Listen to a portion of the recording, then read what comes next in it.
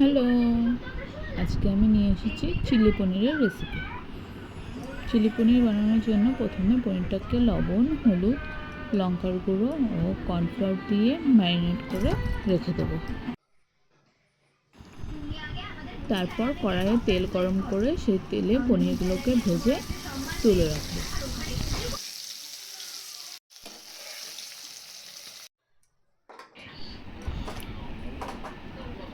তারপর ওই পনির ভাজার তেলে রসুন কুচি, আদা কুচি ও বড় বড় করে কেটে রাখা লঙ্কা দিয়ে কিছুক্ষণ ভেজে নেব।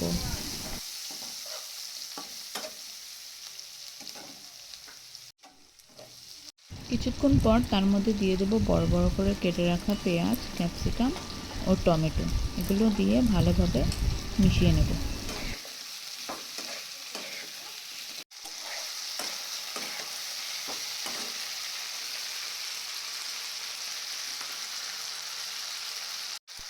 এরপর তার মধ্যে স্বাদমতো লবণ, হলুদ ও চিনি দিয়ে মিশিয়ে নেওয়ার পর দিয়ে দেব তার মধ্যে টমেটো সস, চিলি সস ও সয়া সস।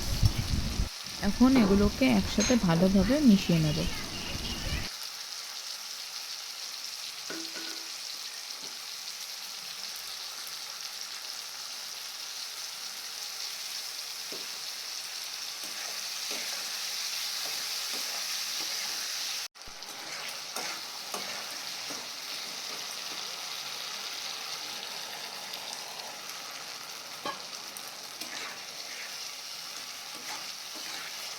এরপর এর মধ্যে কর্নফ্লাওয়ার গোলানো জল দিয়ে ভালোভাবে মিশিয়ে তার মধ্যে ভেজে রাখা পনিরগুলো আর অল্প রসুন কুচি দিয়ে দেবো।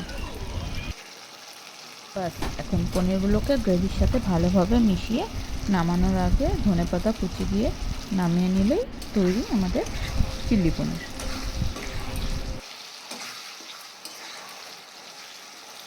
ভিডিওটি ভালো লেগে থাকলে অবশ্যই ভিডিওটি লাইক করে শেয়ার করে দেবেন। ধন্যবাদ সবাইকে ভিডিওটি দেখার জন্য।